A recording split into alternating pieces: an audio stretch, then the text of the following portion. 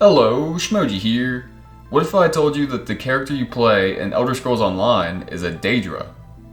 Oh wait, that's exactly what I said in the last video. Well, I take that back. I wouldn't say the vestige is exactly a Daedra, but you are very close to being one. In order to understand why, you need to learn about souls and what a paragon vestige is. Before I start, I would like you to know that most of what I will explain comes straight from in-game text and dialogue. However, some of it is my own conclusions drawn from the lore, where they left holes for us to fill.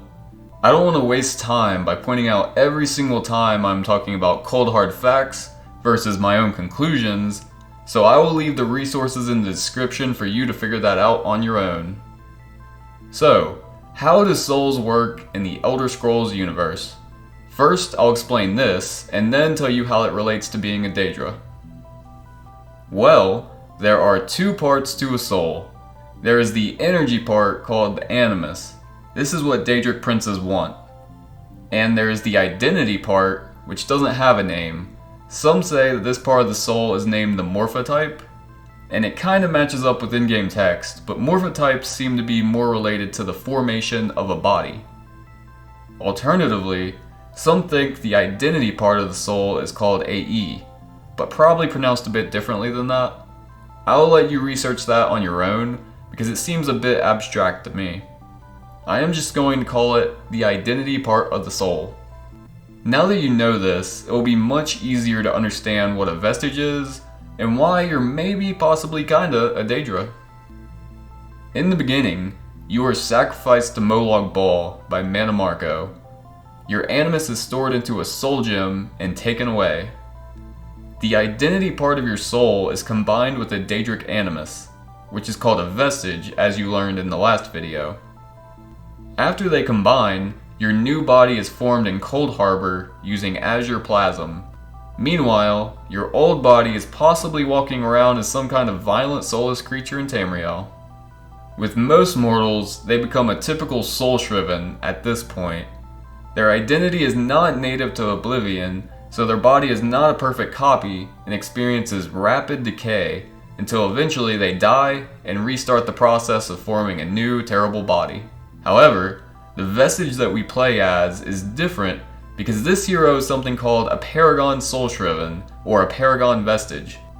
This individual contains an intrinsic Anuic aspect, binding them to Nirn even when their original animus is missing. Sometimes your mortal animus is called an Anuic animus, so it seems that somehow the identity part of your soul also contains this Anuic property, which is rare. Because of this, the vestige gets a perfect copy of their original body and doesn't decay as fast. Sky Shards also help with keeping connected to Nirn, of course.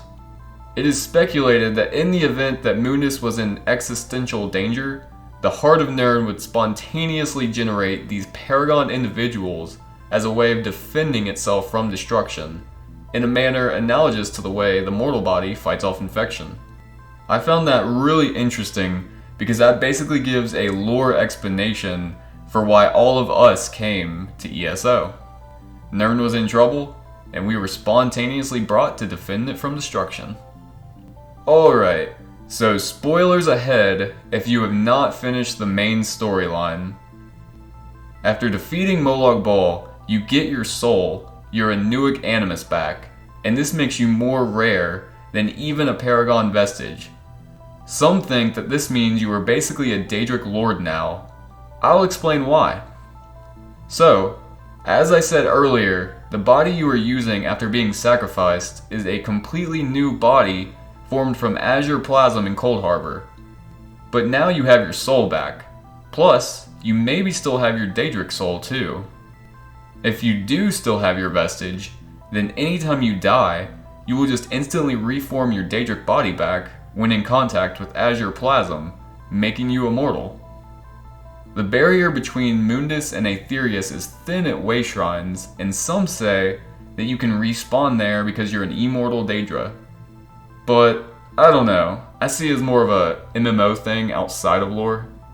Even if you didn't keep the Daedric soul, You are now a fully mortal soul with a Daedric body, so who knows how that works when it comes to mortality. I hope I explained everything in a simple manner. To end this, I'm going to leave you with a quote from the Lore Master's Archive by Lyrinth the Fool Killer. 9 of every 10 of your words are folly and blather. Typical mortal. Vestiges. They are vulnerable, malleable, corruptible. Place no trust in your perception of a Daedra, for mortal vision is unreliable and all is temporary. If you would like to see more videos like this, feel free to like and subscribe. In the description of the video is the ESO lore Discord for talking about Elder Scrolls, lore, and life. Also in the description is the shmoji Patreon for those interested in supporting the channel. Until next time, adventurers,